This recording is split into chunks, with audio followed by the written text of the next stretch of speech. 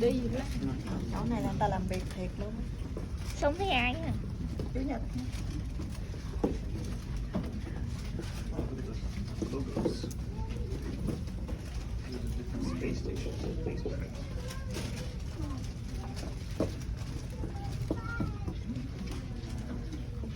Alrighty, everyone.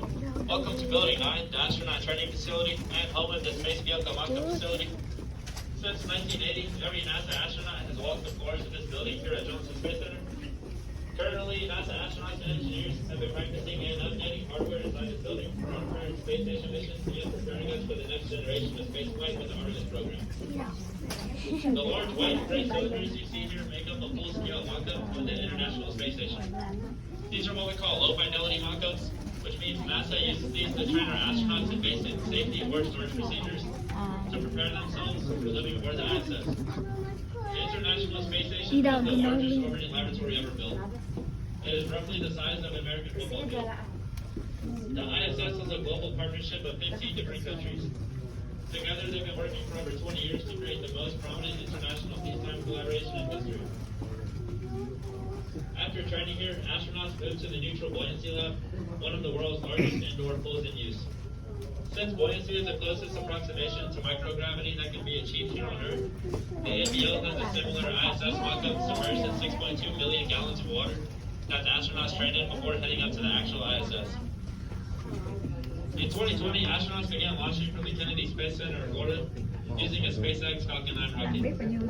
SpaceX is one of the companies participating in NASA's Commercial Crew Program, which began in 2014.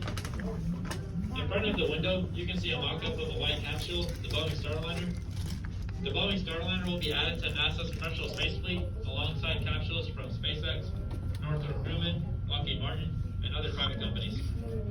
Collaborating with these commercial companies allows NASA to begin focusing more time on developing new spacecraft that will take us back to the moon and on to Mars. In preparation for these long-term missions, NASA is developing sustainable technology to take advantage of the scarce resources of outer space.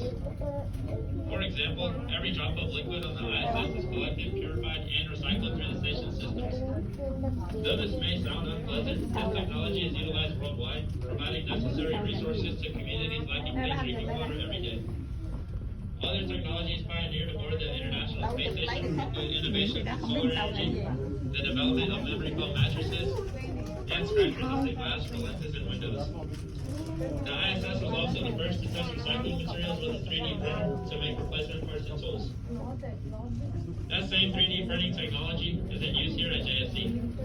In Hera, across the street, NASA engineers recently 3D printed a habitat for astronauts to use.